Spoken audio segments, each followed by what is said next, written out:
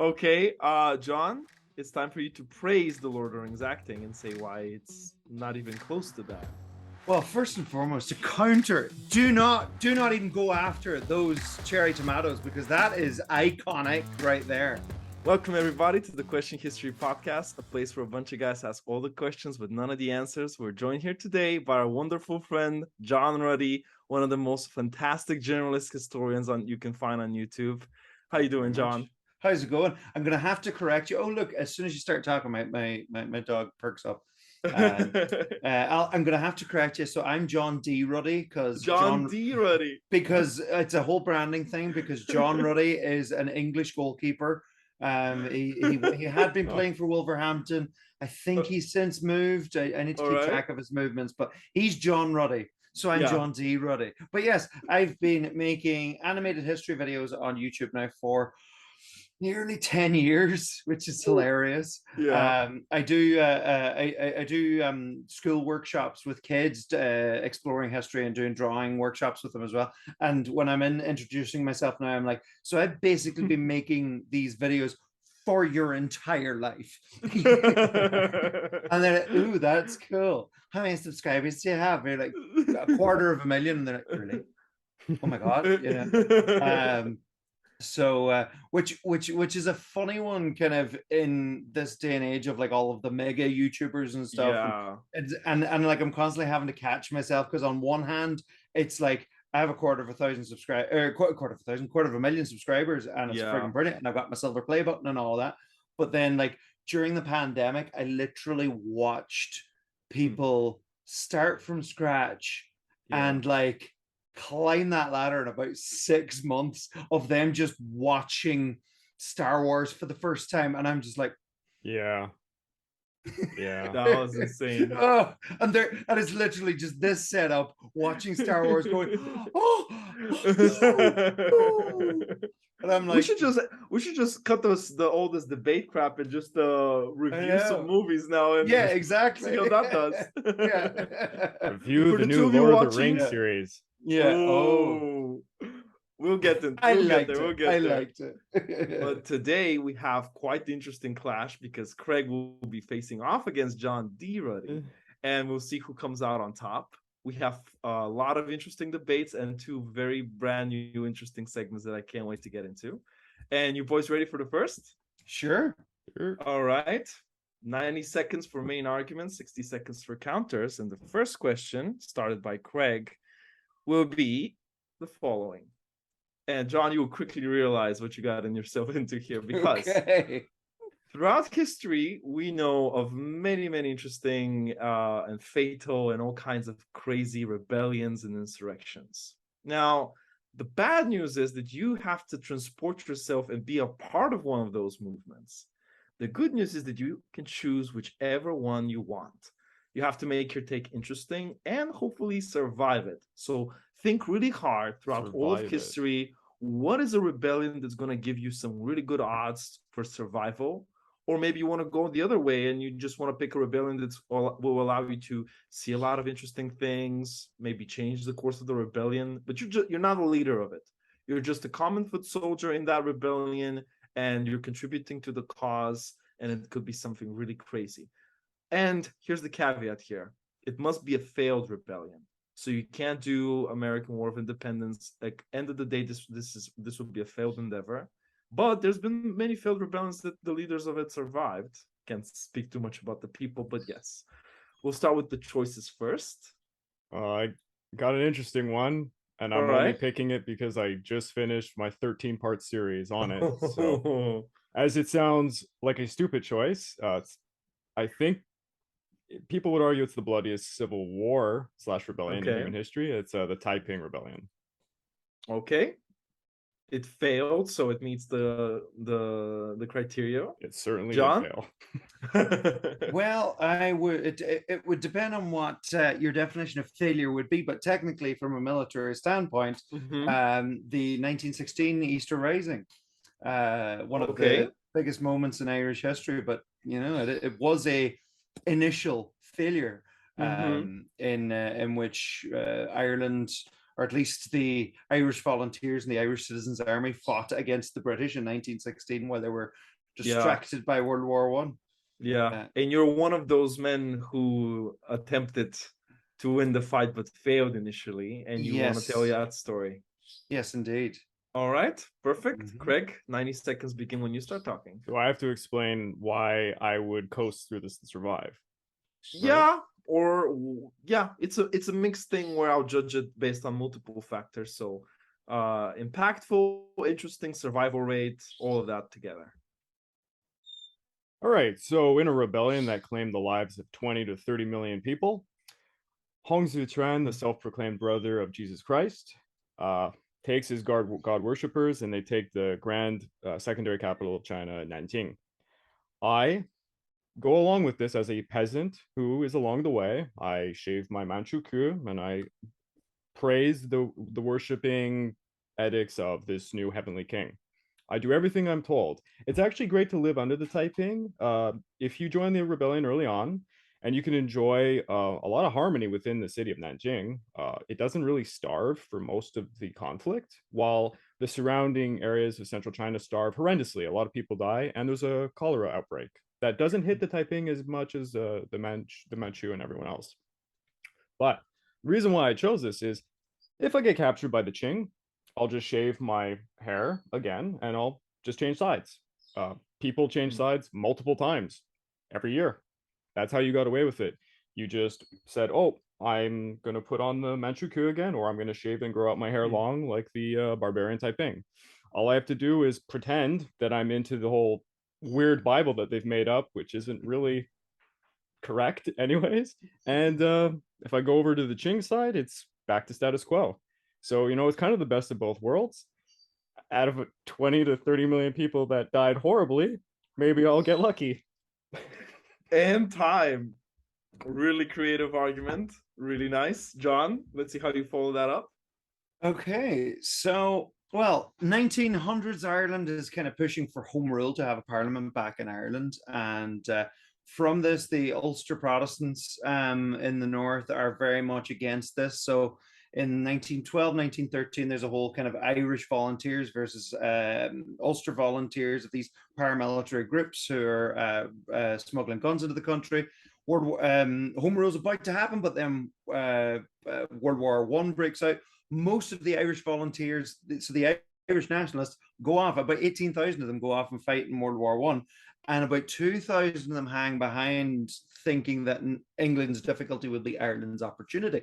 And so, long story short, the 1916 Easter Rising is a rebellion that was planned to happen the whole way around Ireland, but due to a last-minute pulling of the plug by one of the leaders, it got very much centralized to Dublin, because the rest of the country, it was kind of cancelled. But some of the hardcore diehards in Dublin were like, no, we're going a day later. We're going on Easter Monday. And so those general foot soldiers who would have been fighting in that would have been the Irish volunteers, the Irish Citizens Army, who are a socialist army in Dublin. And you would have Come on the Man as well, who would have been the Women's Council, who were of that same ilk as the suffragettes. And there were about 600 odd people killed in the entire insurrection. So, good odds. Two really, really brutal and interesting rebellions. Now, very different. Rebuttals, very different, yeah. In your rebuttals, you need to convince me that the opponent's choice is a little bit more, both less impressive and more doomed and more deadly. Greg, 60 seconds. For his argument, it really depends who he is in the organization. Let's say he's part of the 12 Apostles. The Cairo gang could find and kill you, because there was, counterinsurgencies, there was assassinations like crazy between the British intelligence services and the Irish under Michael Collins. If he's higher up on the totem pole, he could be killed. If he's lower end, like just a citizen soldier, he might survive. Like he said, when you look at the grand scheme of numbers, yes, you have a better chance of survival.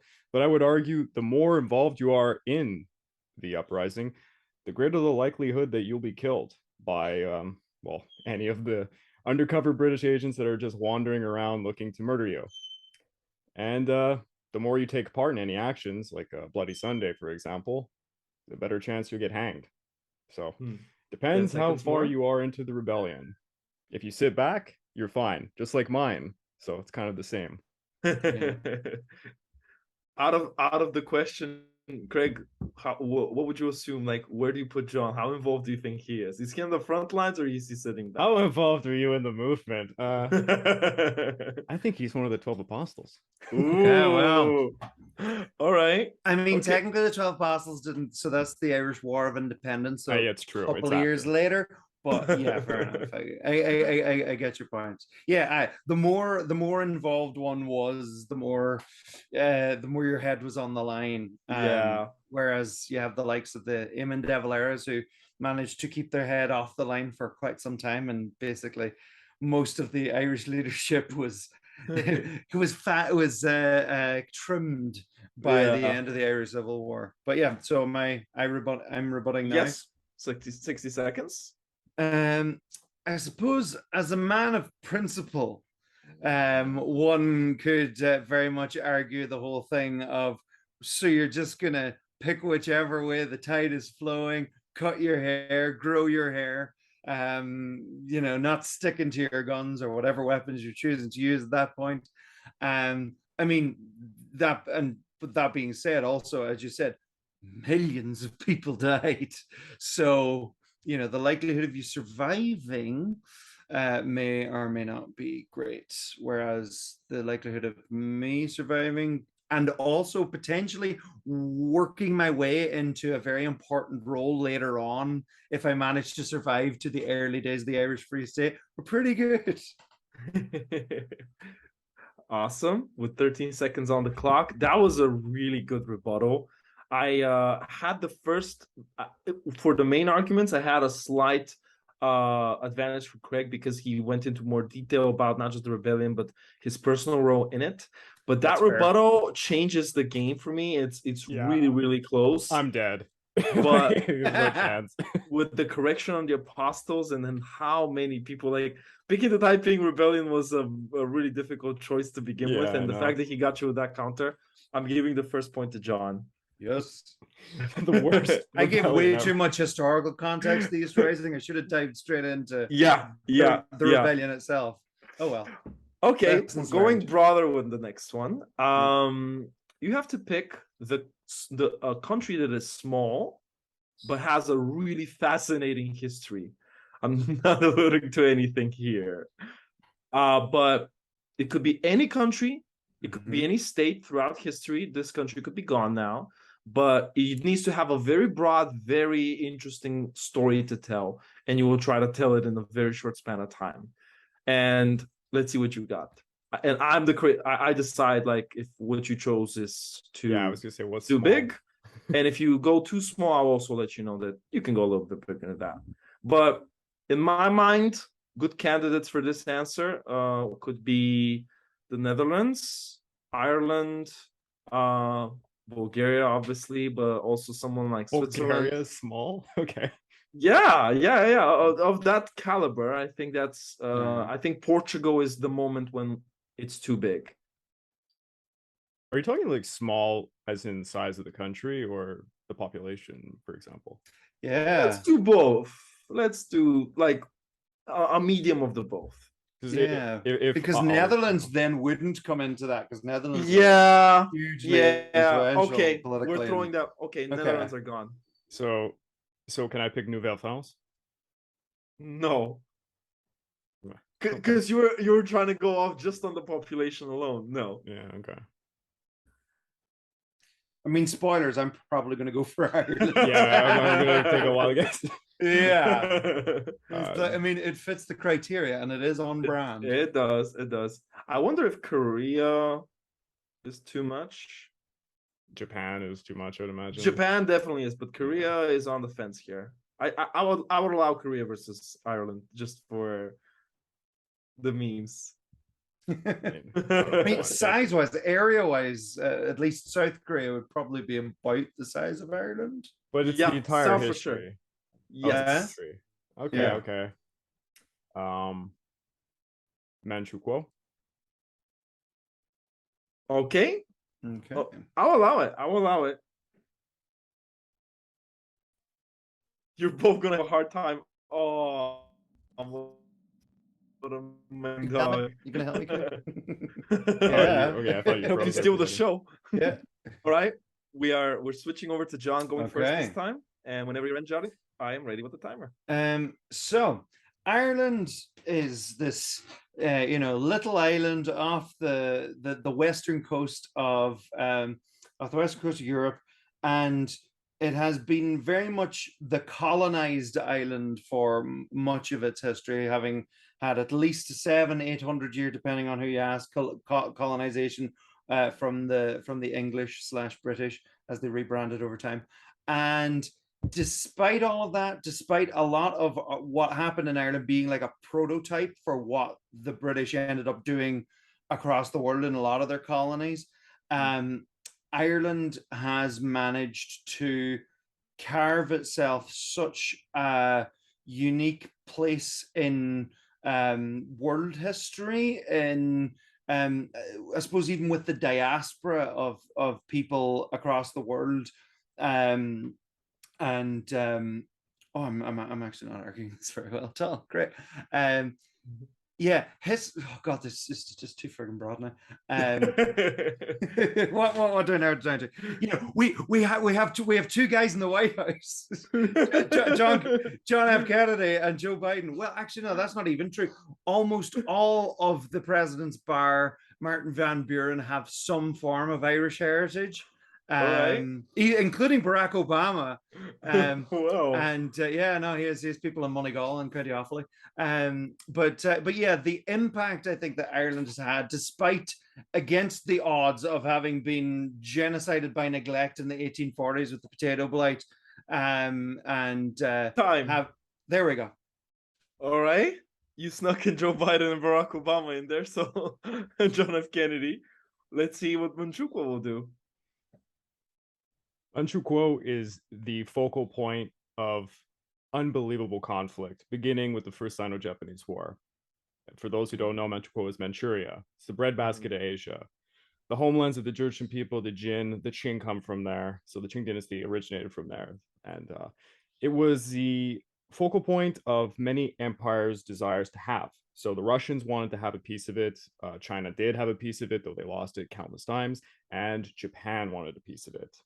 It was the solution to population problems. You could send people over there, emigrate them, and it was a breadbasket. You could feed many people. There's a lot of resources you could take. It drove the Russo-Japanese War, the Second Sino-Japanese War, a ton of conflict. There's a lot of history. In its formation, the last emperor of China, Puyi, was put on the throne as a puppet to control it under Japan.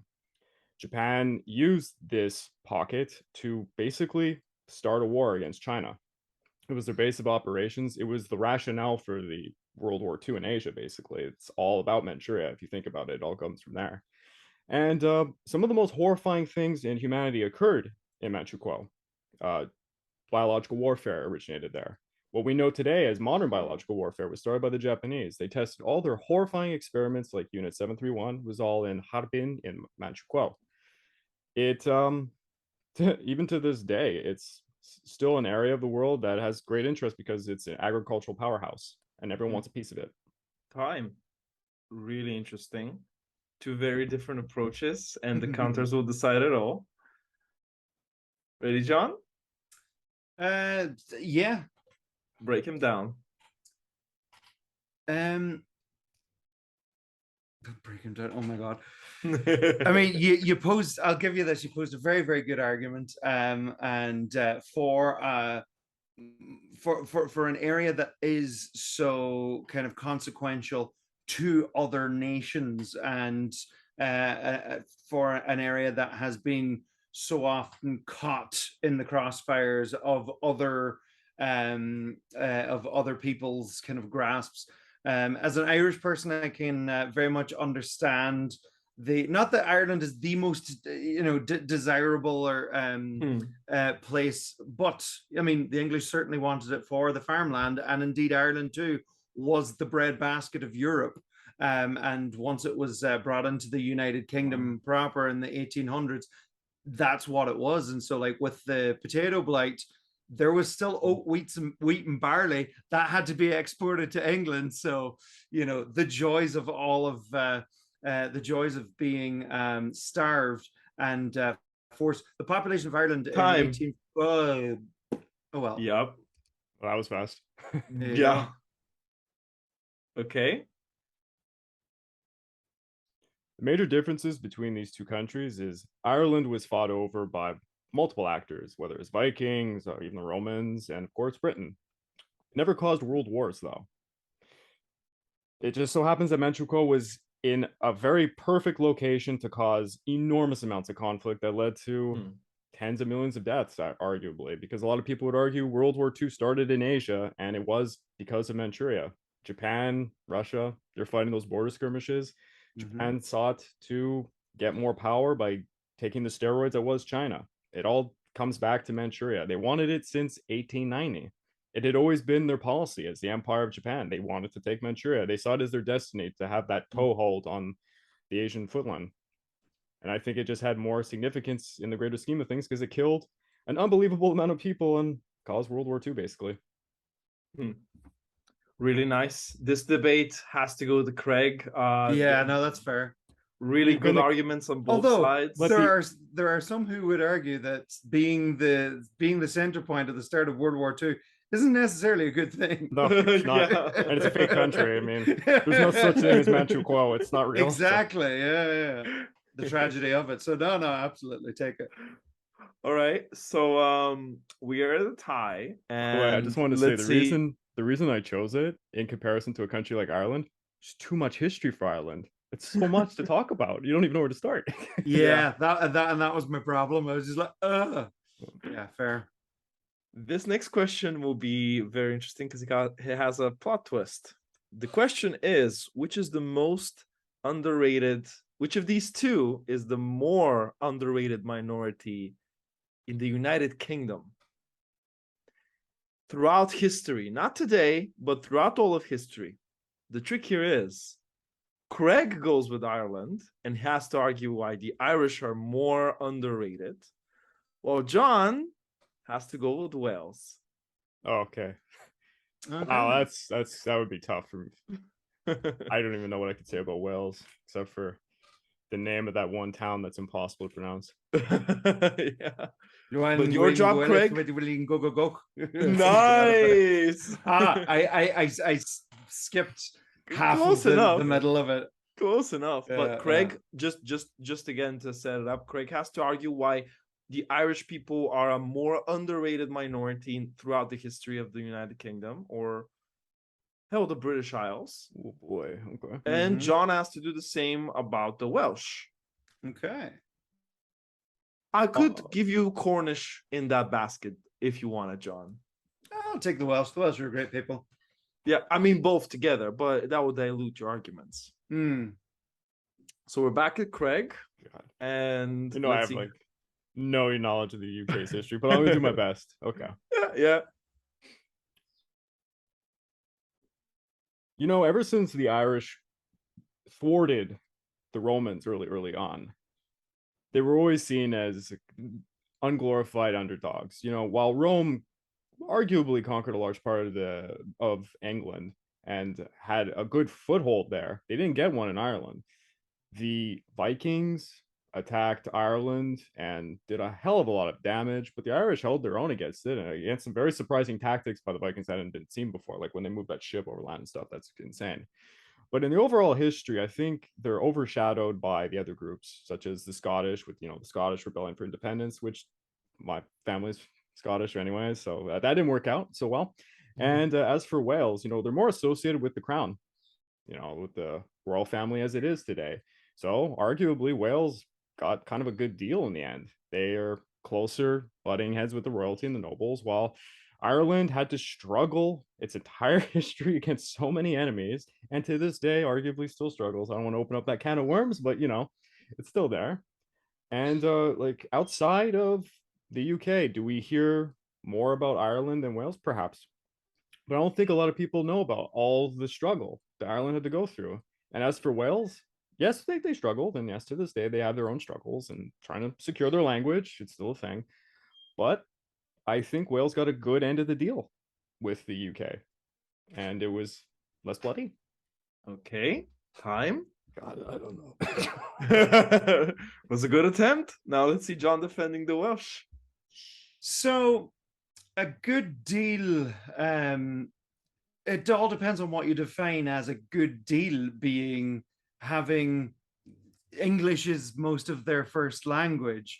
They were colonized by the English, and they seem so much integrated in with the United Kingdom, so much that some would argue, the blurred lines between the English and the Welsh. Sometimes, obviously, there is a very strong Welsh identity and the Welsh language, but historically, I think the fact that that has been eroded in a lot of ways. I mean, yeah, English is my first language as well, colonialism. But the fact that it has been eroded, and that the Prince of Wales is the heir apparent of England, like bullshit.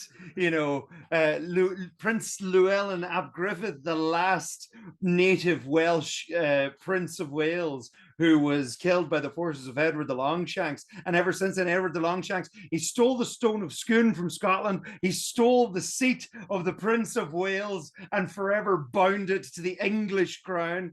And built all of these castles like Conway Castle and Carnarvon Castle and this entire network of castles to control the Welsh. And ever since then, the Welsh knew not to rebel because the English would flatten them with those. There you go. Oh, wow, that was fire. That was fire. I hate to interrupt that, but damn, that was really good. Craig? How is one supposed to argue? Wales? Like, are you like, it's okay. Yeah, even though the royal member to represent Wales is in Welsh, and he did learn to speak a bit of Welsh. Craig has seen The Crown. Good scene. But Scotland, the Welsh, the Irish, they all suffered under the tyranny of the English. I think the Irish suffered the most. And I mean, you made a good argument. The Irish weren't fully conquered, but they kind of were for a while there. It only comes about in the 20th century when they fight back the Easter Uprising and then the War of Independence and then the horrible Civil War after. And it's all a bloody affair. I mean, there's scars to this day, and the IRA has the name that it has to this day. It's still recognized as what it was, a terrorist group by some people. Some people not. I agree. But when it comes to the Welsh, yeah, because of proximity, they're right there beside England. So yeah, they got colonized immediately. And they did what they did, but at least they got in with the royal family. They got something out of it, because they could have been completely forgotten and destroyed. And they still got their castles. They still got their castles. That's how I end it. They still got their castles. Okay, John, this is a historic moment because you have to go against the Irish people and say in your rebuttal why they're not as underrated as they're meant to be, or at least less underrated than the Welsh. So the Welsh are more underrated. Yes. Yeah. That's your argument. Yes. Just checking. Yeah. Well, with all of that being said, I think the fact that, on one hand, you can say, yeah, the Welsh are a lot more hard done by in the fact that they are still part of the United Kingdom, and still arguably taken in by a lot of the kind of Brexiteer thought, in that Wales was the only other country other than England within Brexit to have voted for Brexit, and how much of that was from a lot of the very close-minded sentiment that voted for Brexit. On the other hand, Wales does benefit from being in the United Kingdom, and from that, and the support that the language does get, and the fact that people across the world know go, or forgiveness, Wales, for that mispronunciation. Time. Really good note to end it on. Really, really solid. Should have done Scotland, Ireland. That would have been better. just because of that incredible segment at the end of the main argument that John did with the castles, which had so much fire and passion, I was totally swayed. So I'm giving this third one to John, making it 2-1. I'm just realizing I should have done the whole entire thing with a Welsh accent. It would have made it even better again. Yes, yes. I mean, you can do the next debate, even though it's fantasy. I'll do the next one in a Welsh accent. It'd be great. Straight up, yeah, you should. The next one is, first of all, I will ask you both to pick a element from the Rings of Power. I want you to pick. You could pick acting. I haven't actually seen it. I put it aside. I was waiting for it to premiere. I was waiting for the whole thing to premiere to watch it. So I've only seen the first episode thus far. Okay, so we can base it on the first episode. No. Let's do Lord of the Rings. Let's do Lord of the Rings. Oh, thank God. Pick something out of Lord of the Rings. It could be acting, score, costume design, cosmetics. Pick something that like could get an Oscar could be given to, or it got. I mean, 16 things out of those movies did win Oscars. Yes, it's stoned. As they should. Or 18, I think. 18. And what's our argument? You will see. You will see. Okay. I'm gonna go with costume design. Okay. Costume design. Acting. Okay. All right. So let me see. This would have been a lot of fun with the Rings of Power. I'm going to do a plot twist and reverse things. So basically, John, you have to argue why the costumes are bad. Okay. And Craig, you have to argue why the acting in Lord of the Rings is bad. Oh, okay. And in case you watch Rings of Power, John, I was intending for you to, if you said costumes, for you to go why costumes are good, and Craig to go why the acting was good, which would have been a hard sell. But I think even in this, let me just write this down. So Craig says acting in Lord of the Rings bad, and John says costumes in Lord of the Rings bad. Okay. We're back to John, so you're going to start this off with the main argument whenever you're ready. Okay, so you've got the Rohirrim, who are based on like Anglo-Saxon 7th century England, and then existing alongside them, you've got Gondor, who are based on like an amalgamation of 14th century armor with like ancient Greek helmets, and like it just doesn't make sense. What were they thinking? You know, like the idea of a society with swords without crossbars existing right alongside a society with crossbars. It's like, why would that other society not see that and go, oh, that's a good idea to protect our hands? We need more of that. And then not only that, the most technologically advanced people in the entire of Middle Earth, according to the movie design, the Shire, friggin' 18th century English countryside with all of these fancy big hinges and fancy big, industrial bits and pieces. What's going on there? These jackets and waistcoats and 3/4 length trousers. What are they going? Like, seriously, what history were they looking at? All over the place. They were just, I'm going to take this bit, I'm going to take this bit, I'm going to take this bit. Like, seriously, were they even trying? Were they even thinking about the universe building of how much that does not make sense? Fantastic. That was just so good. Woo! How am I supposed to argue the acting? We should have done the whole thing just about fantasy stuff. Good luck, Craig. How am I supposed to? Do your best. Tell me why Lord of the Rings acting is shit. Doesn't hold up.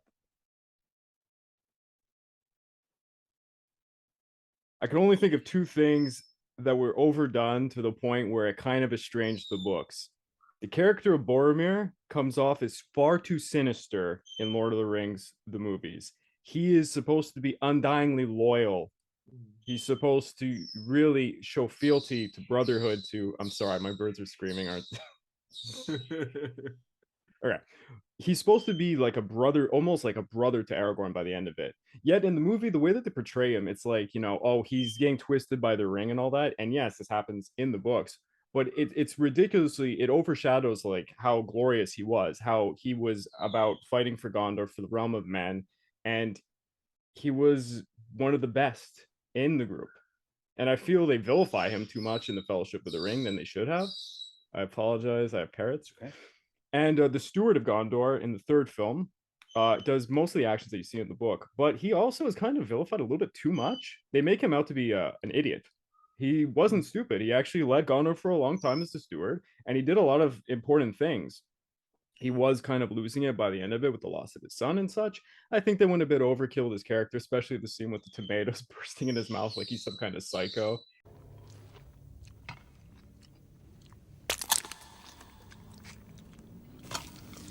And he's so willing to burn himself alive, and it kind of twists the two characters a little bit too much. That's what I would say about the acting. Okay. Sorry, my birds just like lost it once. Yeah. How dare you speak trash about Lord of the Rings? See how angry they are. Yeah. Okay, John, it's time for you to praise the Lord of the Rings acting and say why it's not even close to bad. Well, first and foremost, to counter, do not even go after those cherry tomatoes, because that is iconic right there. Second of all, Boromir, I mean, with a film adaptation, one has to, work things a little bit more black and white than perhaps you're able to do in a novel. But the acting in The Lord of the Rings, Sir Ian McKellen, Andy Serkis, Sean Astin should have gotten an Oscar. I mean, yeah, fair enough. He went a bit very violent in film 3, but still, Sean Astin carried that. He literally carried Frodo. Viggo Mortensen, last minute replacement, but amazing. Bernard Hill. I just have to name the cast. I don't even need to point out what they do. They were just so good. Broke his toe. Yeah. Oh my God. Like Andy Serkis alone was just phenomenal as Gollum, to bring such nuance to this very easily cartoony character, and to make him human, but also continue to not redeem him to be a terrible little fecker in the end. It's great. Time. There you go. I'll let you go on for 10 more seconds because that was so good. I'll give the same 10 seconds to Craig to praise the costume design. But John also brought in equipment, so equipment is also fair game for you to discuss why it's amazing. Fair. So you got 70 seconds to praise those two elements. In your head right now, I say the word orc. What do you see? You see Peter Jackson's Uruk-hai, perhaps, with their ironclad swords and their shields, those masks that go over.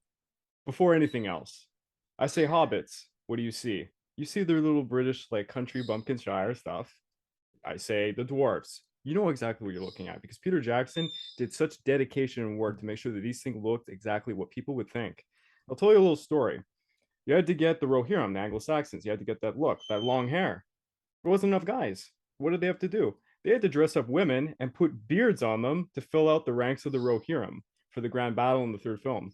I think that's a pretty cool little fact over there. And on top of that, you think about, what does a wizard look like? A lot of people will think of Gandalf from those films.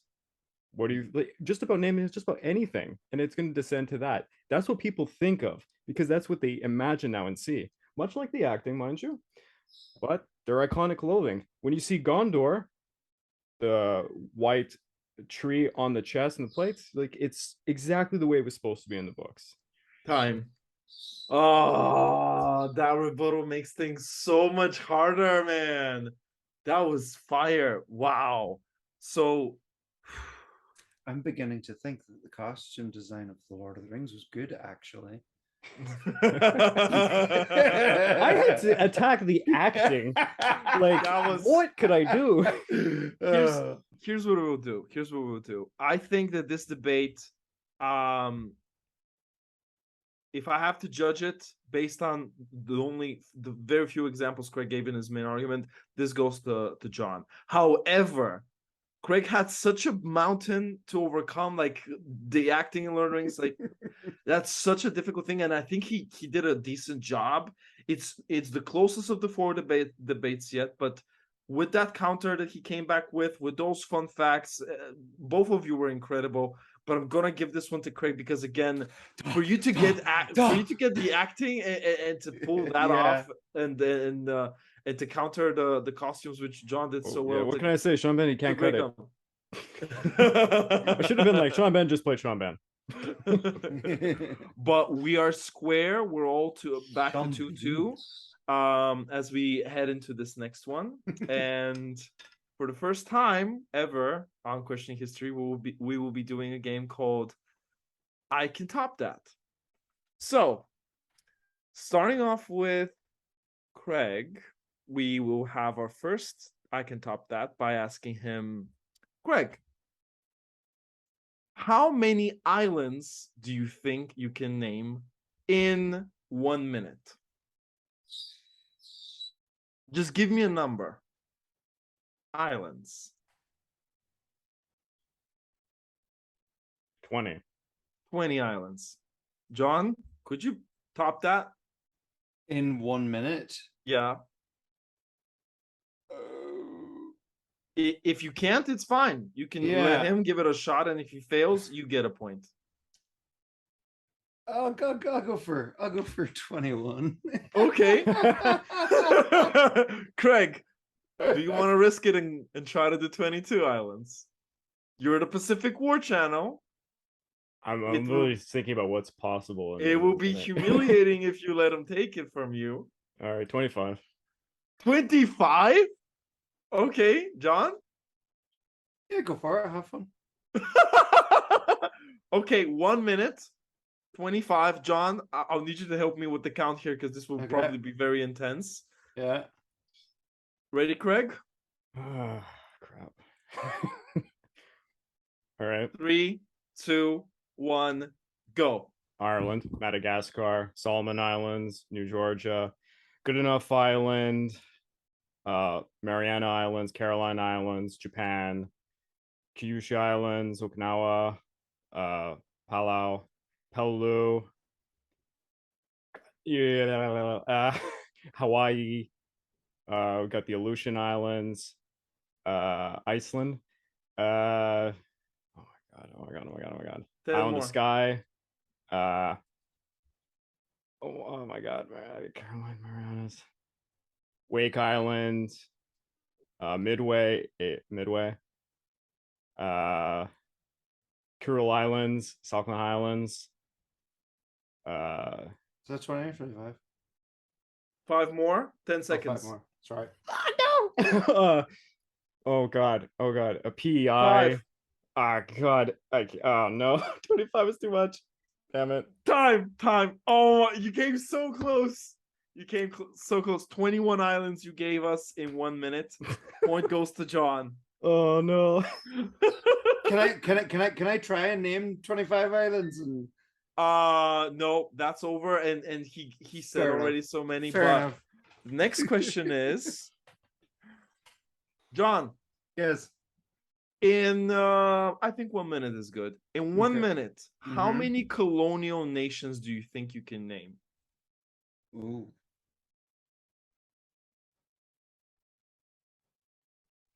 Former and current? Yeah. Yes. Former as well? Yes. Okay. And nations count as states? Yeah. Yeah. Okay. Yeah. Cool. No tricks here. Colonial. It has to be in the colonial era. Yeah. You can't say Greece colonizing France. Yeah. Okay. Yeah. No. That's fine. I've say 20. I don't know. 20. Craig, can you top 20?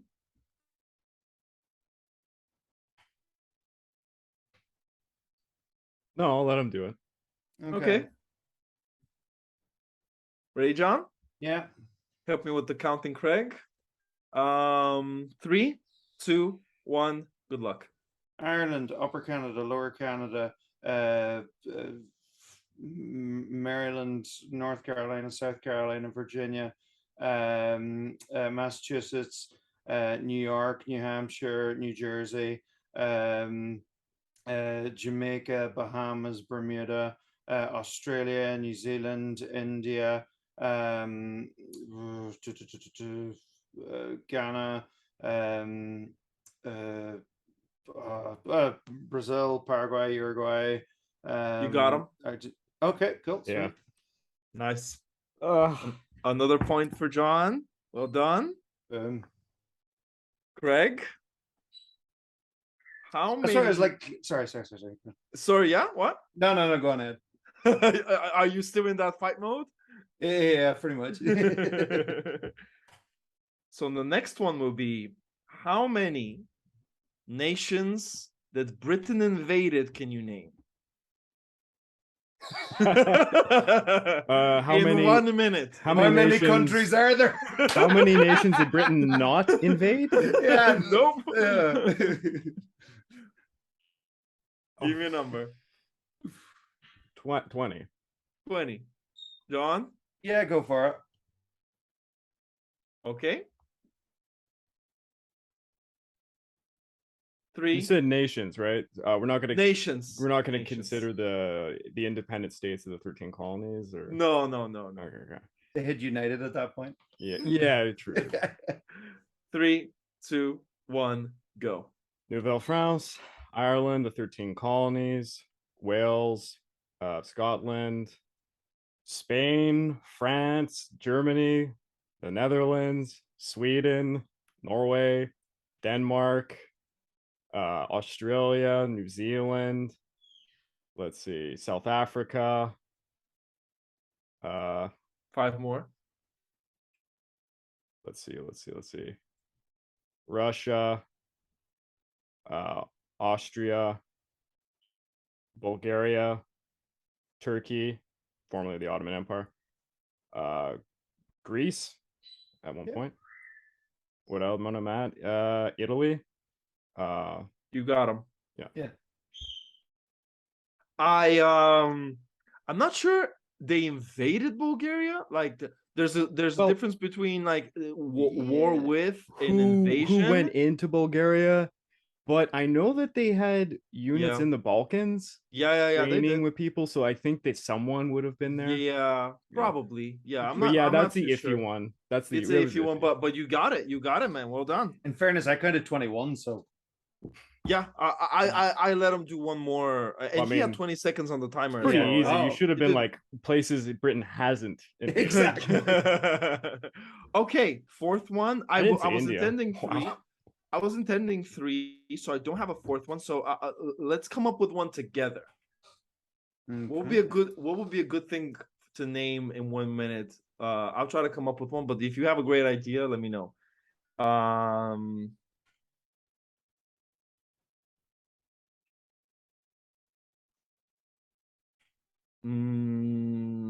I have a different directions. Instead of naming things, it's like ways to do X.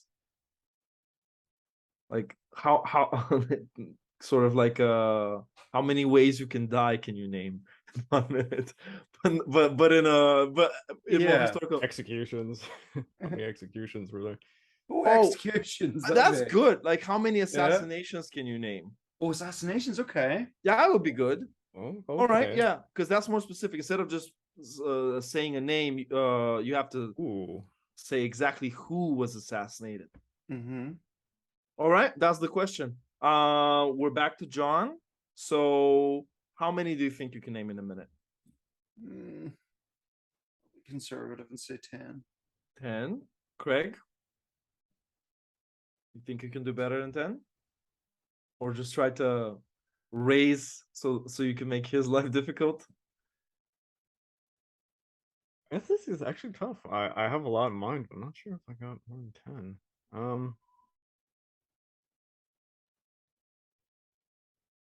5 seconds. I'll leave it to him. You leave it to him? Yeah. Okay.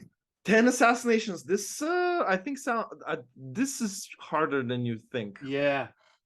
All right. 3, 2, 1, go. Abraham Lincoln, Garfield, McKinley, John F. Kennedy, Yeah, and there you go. Franz Ferdinand and his wife. Does she count? No, No, that's one. fine. That's fine. Frig. 5 more. Oh Christ! I shouldn't. You got 35 seconds.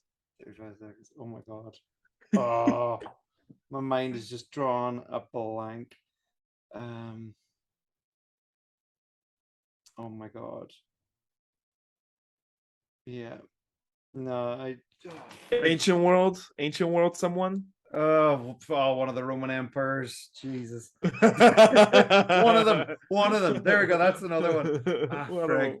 Frig. Oh no, I'm drawing a blank. Yeah, that could happen. Oof. That's what happened Edward to you II. with the islands. Bollocks. Yeah. Edward II. Philip Yeah. II. Yeah. Maybe Alexander. Yeah. I Edmund was, Ironside. Yeah. Henry the First. Bollocks. I wouldn't have won this. I couldn't. That's a rough one. I wouldn't have won this either. That was a really tough one. It's surprising. I love this difficult. game. Like it's going fast. It's rapid fire. It's tricky. Yeah. Like you have the re-raise thing to it. I like it. I like it a lot. Okay. Well, the first 2 went to John, and the last 2 went to Craig. So, so we're back at a tie. Dead heat. It's 4-4. It's 4-4, Yeah. boys. The time bomb has to solve this, and here's how it works. I'm going to switch to my other timer. Yes, and I will literally just slide my finger like this, and it will land on the random number. Okay, I know how long the time bomb is. So once the game begins, the timer starts counting. Whoever's turn it is when the timer runs out loses. And what do you do to pass the ball around? You have to go forward in time from one event to the other.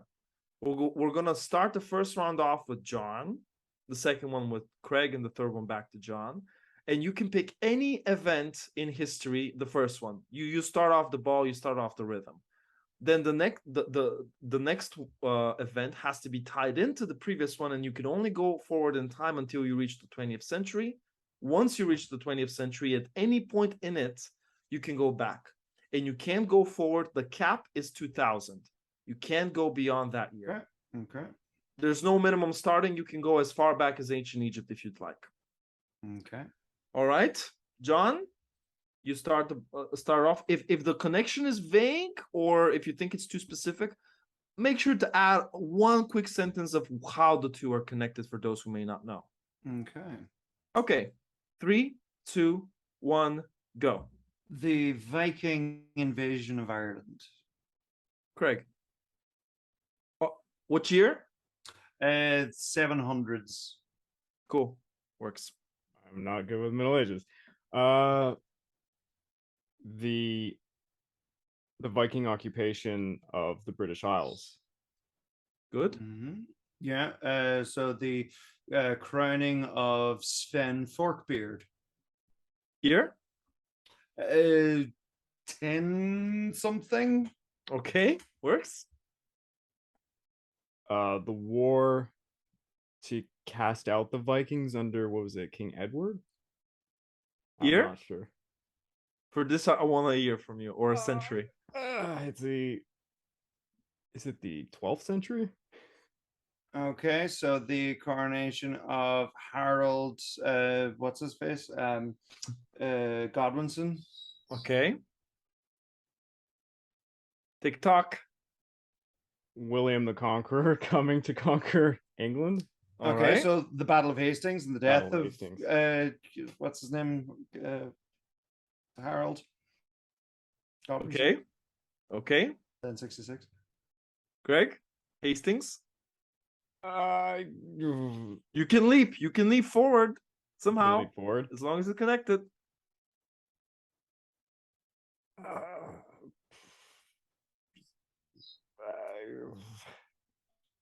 I got nothing. I don't know my Middle Age history. Timer's still ticking. It's not exploded. 100 Years War. I mean, I don't.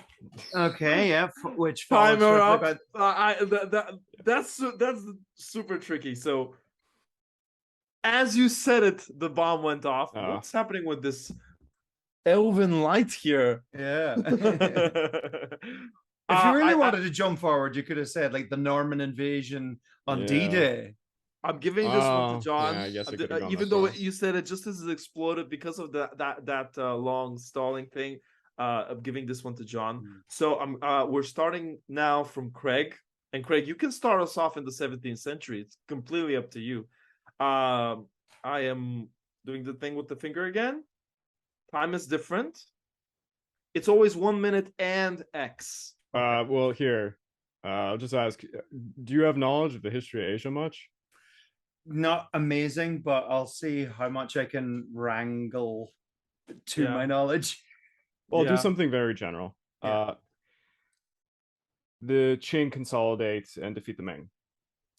Year? We'll say 1670s. Okay, so French colonization of Indochina? How is it connected? It's in Asia. The Qing. Think about it. Qing China. Yeah. Connected to anything afterwards. So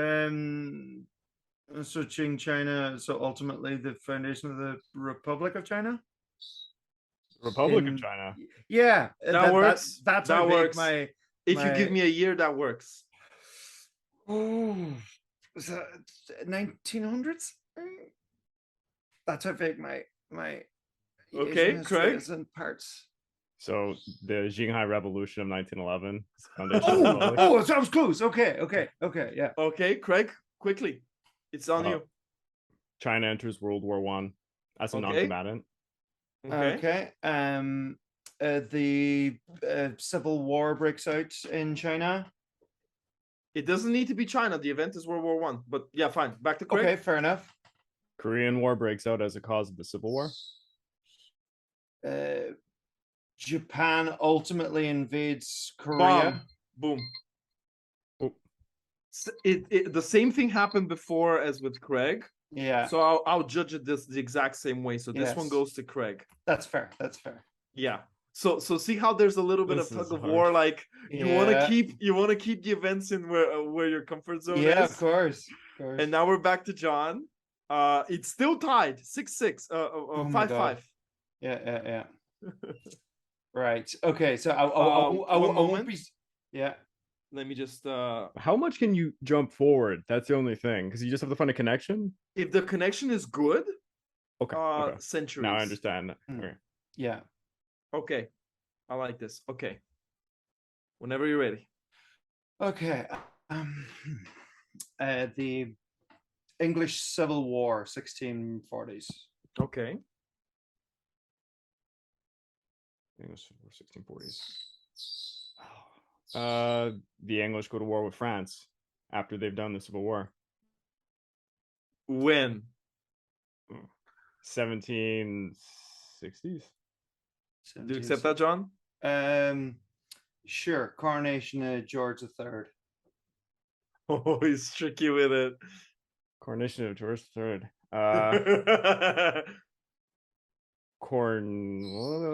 The unification of Spain. How's that connected?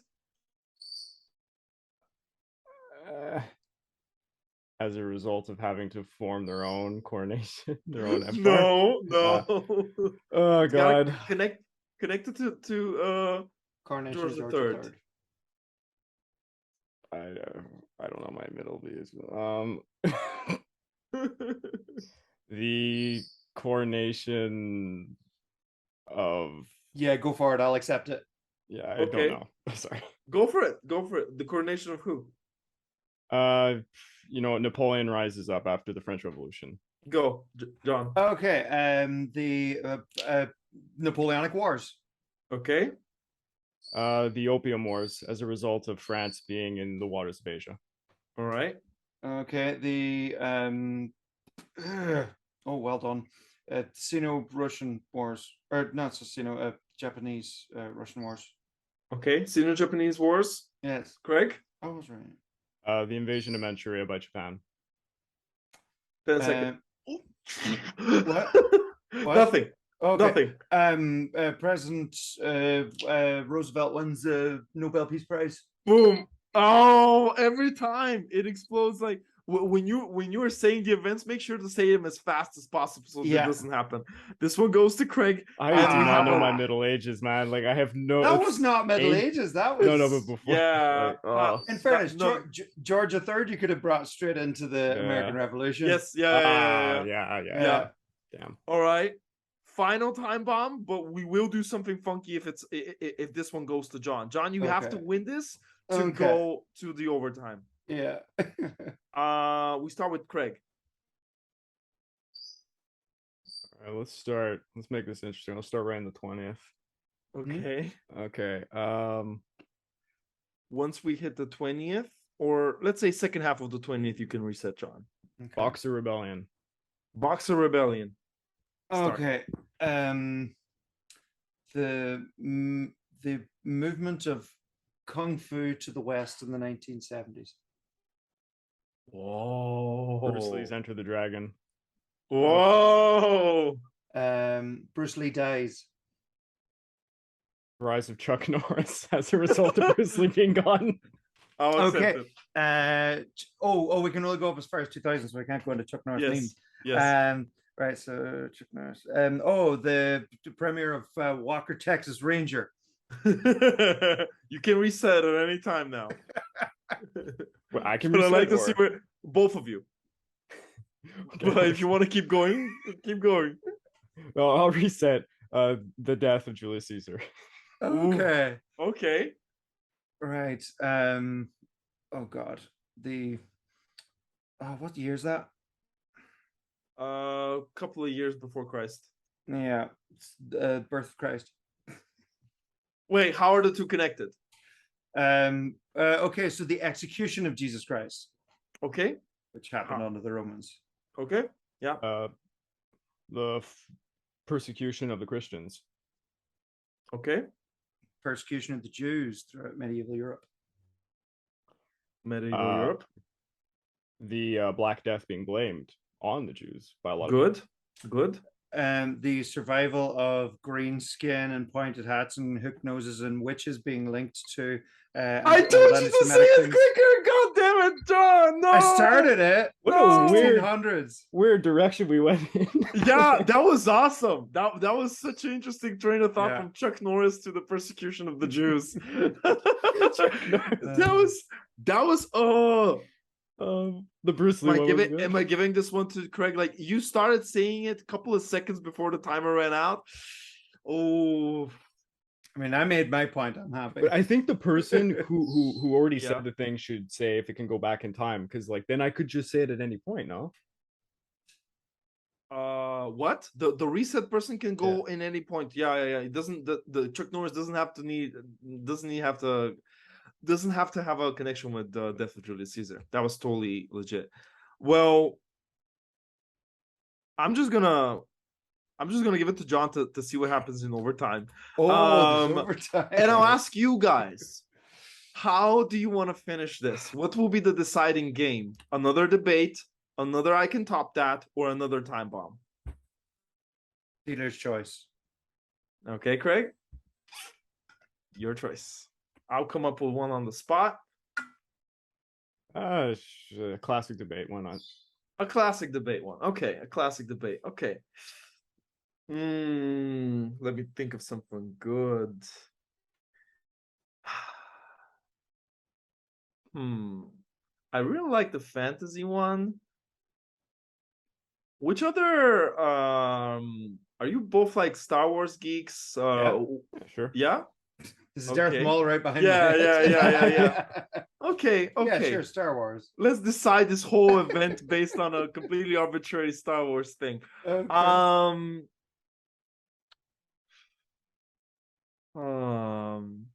Underappreciated. Which is the most disappointing Star Wars movie?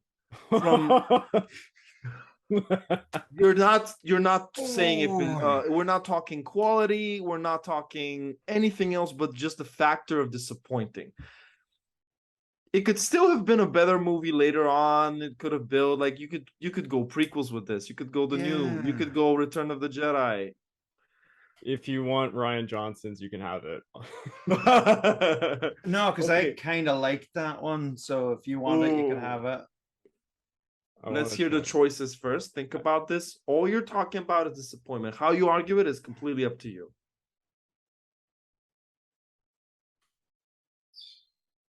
Craig, you can pick whichever one, and I'll pick.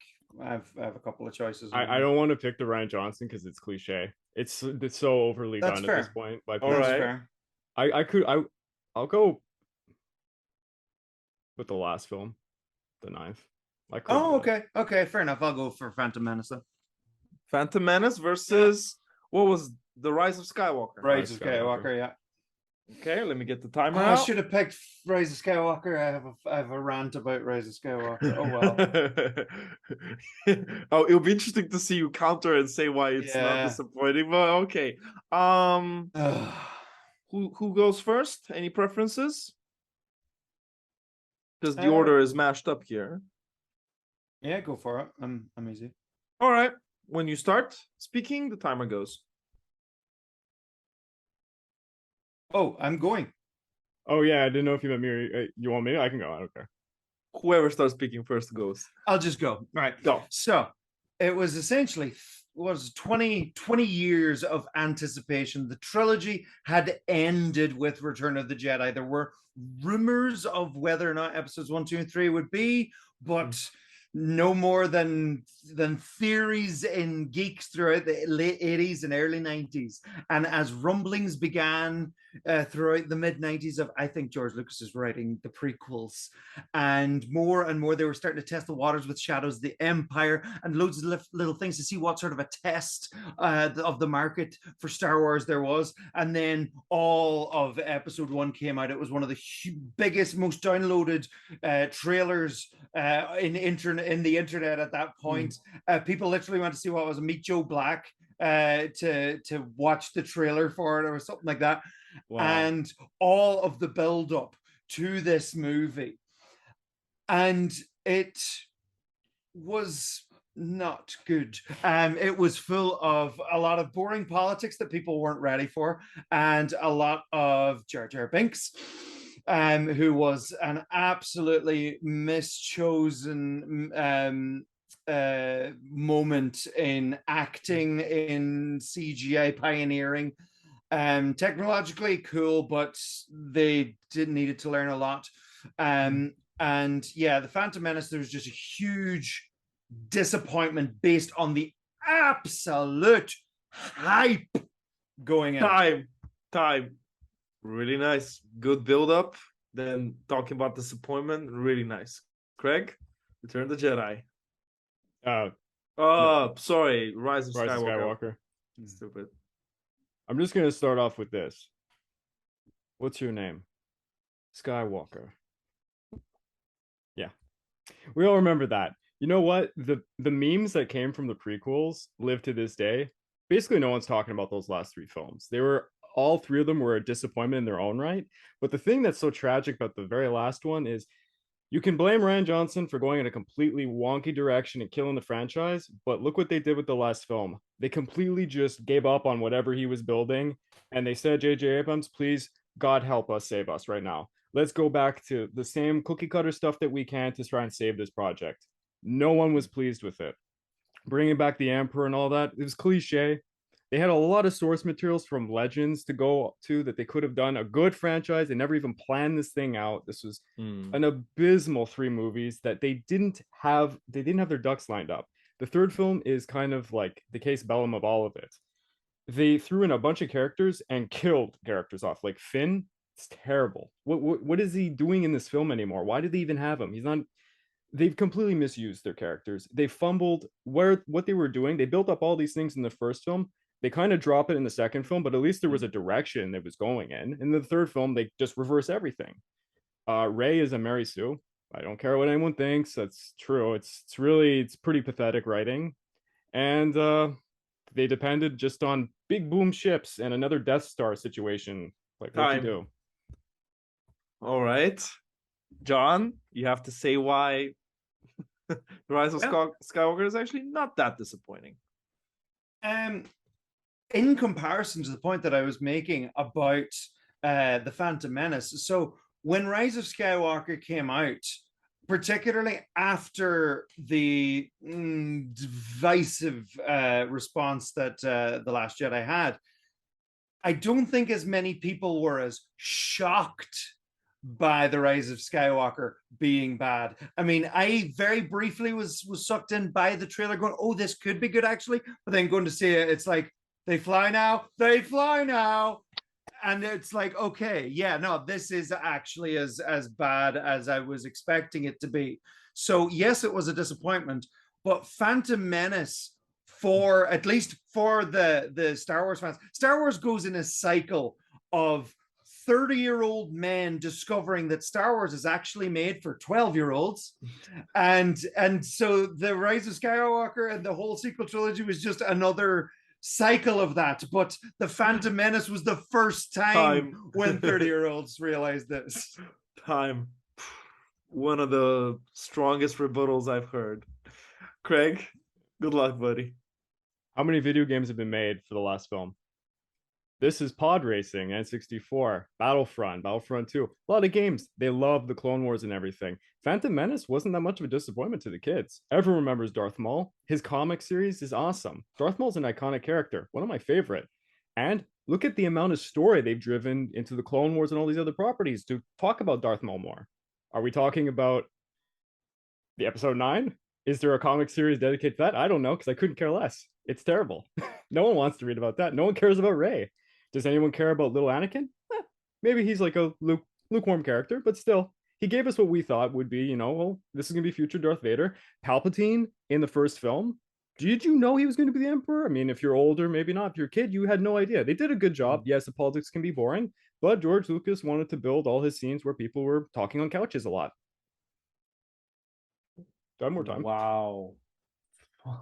Just looking at John with Darth Maul behind him, that was such a strong argument. Just hold on, wow. Hold on. It's been waiting for this moment.